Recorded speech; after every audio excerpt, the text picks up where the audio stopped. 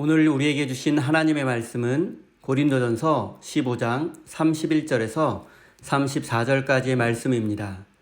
다 같이 화면을 보시면서 함께 읽겠습니다. 형제들아, 내가 그리스도 예수 우리 주 안에서 가진 바 너희에 대한 나의 자랑을 두고 단언하노니 나는 날마다 죽노라. 내가 사람의 방법으로 에베소에서 맹수와 더불어 싸웠다면 내게 무슨 유익이 있으리요? 죽은 자가 다시 살아나지 못한다면 내일 죽을 터이니 먹고 마시자 하리라. 속지 말라. 악한 동무들은 선한 행실을 더럽히나니 깨어 의를 행하고 죄를 짓지 말라. 하나님을 알지 못하는 자가 있기로 내가 너희를 부끄럽게 하기 위하여 말하노라. 아멘. 하나님께서 이 말씀을 통하여 우리에게 은혜 주시기를 원합니다. 하나님의 크신 사랑과 은총이 여러분의 삶에 함께 하시기를 빕니다. 오늘은 나는 날마다 죽노라 라는 제목으로 함께 하나님의 말씀을 나누겠습니다. 많은 사람들이 기독교를 역설의 종교라고 부릅니다. 왜냐하면 기독교의 핵심 가르침에는 역설적인 진리가 많이 포함되어 있기 때문입니다. 아무든지 첫째가 되고자 하는 사람은 뭇사람의 끝이 되어야 하며 뭇사람을 섬기는 자가 되어야 하리라. 아무것도 없는 자 같으나 모든 것을 가진 자로다. 내가 약할 그때에 곧 강함이니라. 이와 같은 말씀들은 모두 성경의 역설적인 진리를 표현하는 말씀들입니다. 이 외에도 성경에는 많은 역설적인 표현들이 있습니다.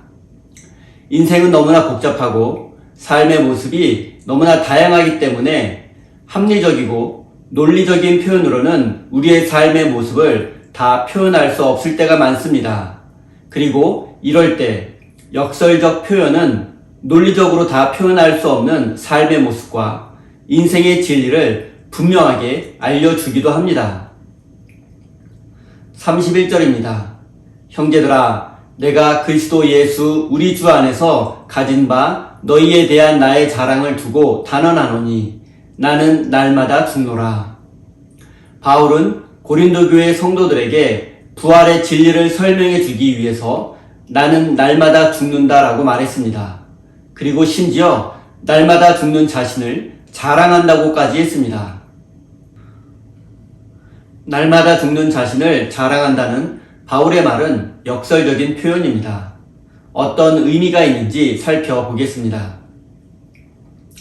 날마다 죽는다는 바울의 고백은 비유이거나 내면적인 죽음을 의미한다기보다는 바울 자신이 실제로 겪고 있는 죽음과 같은 고통을 의미합니다.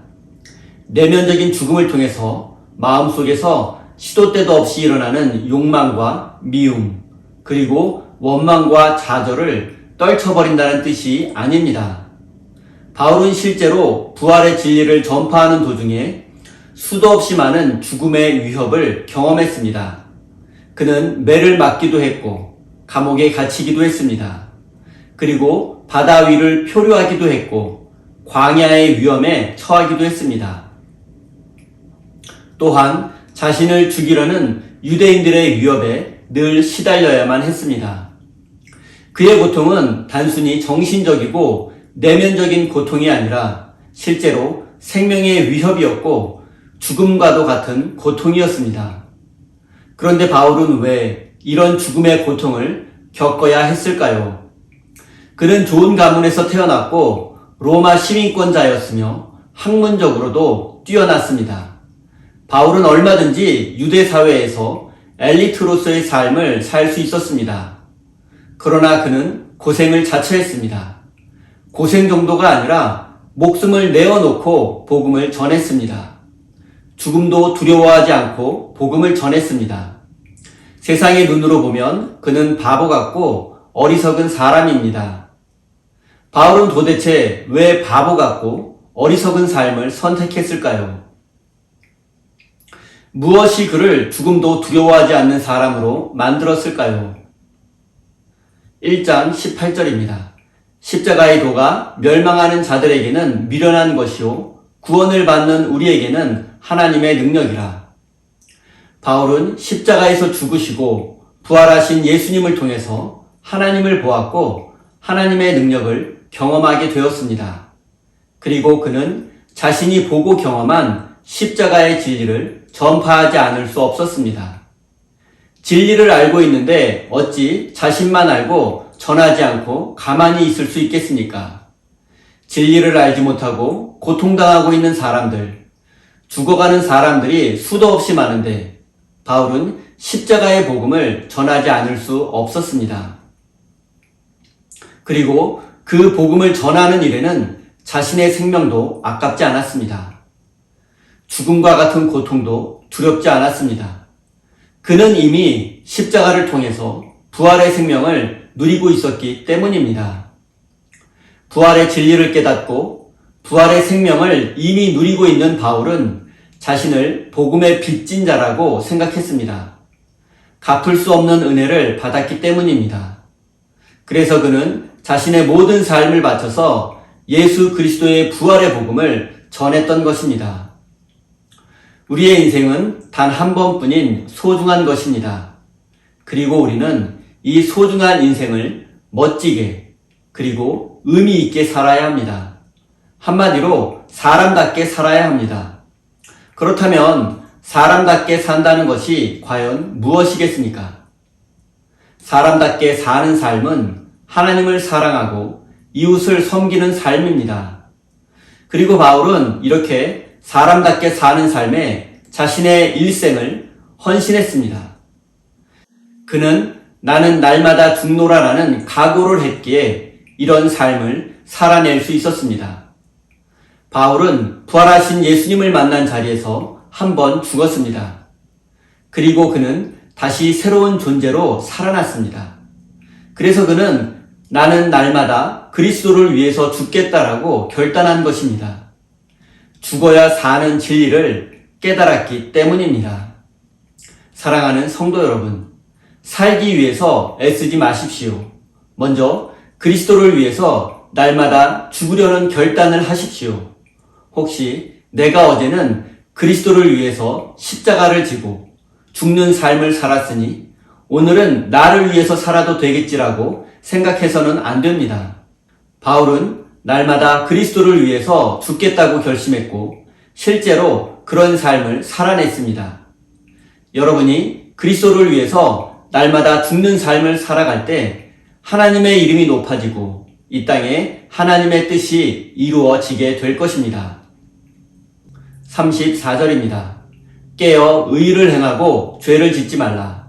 하나님을 알지 못하는 자가 있기로 내가 너희를 부끄럽게 하기 위하여 말하노라. 세번역 성경으로 다시 한번 읽겠습니다. 똑바로 정신을 차리고 죄를 짓지 마십시오. 여러분을 부끄럽게 하려고 내가 이 말을 합니다만 여러분 가운데서 더러는 하나님을 아는 지식이 없습니다. 바울은 부활을 믿지 않는 고린도 교인들에게 정신 똑바로 차리고 죄 짓지 말라고 경고합니다. 우리말에도 정신없이 산다, 정신 쏙 빼놓고 산다는 말이 있습니다. 이 말의 뜻은 바쁘고 정신없이 살지만 뭔가 더 중요한 것을 잊어버리고 산다는 뜻입니다. 부활을 믿지 않고 교회 생활을 하고 신앙생활을 하는 것이 바로 이와 같습니다. 부활을 믿지 않고 신앙생활을 하는 것은 정신 쏙 빼놓고 사는 것과 같습니다. 가장 중요한 것을 하지 않고 아무리 열심히 그리고 부지런히 살아도 그런 삶에는 의미도 없고 열매도 없습니다. 그래서 바울은 정신 차리고 죄 짓지 말라고 훈계하고 있는 것입니다. 아버지의 재산을 가지고 집을 떠난 탕자가 방탕한 삶을 살다가 다시 아버지의 집으로 돌아오겠다고 결심한 것이 바로 정신을 차리는 것입니다. 정신 차리고 아버지의 품으로 돌아가는 것, 하나님의 뜻에 순종하는 것입니다. 기독교 전통에서 태만과 나태는 죄로 여겨집니다. 교회의 전통에서 나태함이란 영혼이 병들어서 의욕과 활기를 잃은 상태를 의미합니다. 헬라어로는 아케디아, 즉 관심이 없다는 뜻입니다. 자기와 관련된 것 말고는 어떤 것에도 관심을 보이지 않는 사람이 바로 나태한 사람입니다. 아무것도 간섭하지 않고 아무 것에도 즐거워하지 않으며 누구도 사랑하지 않고 또한 누구도 미워하지 않으며 아무런 삶의 목적도 없는 사람이 바로 나태한 사람입니다. 인생을 살아가다 보면 우리는 관심을 가져야 할 일에는 무관심한 경우가 많습니다.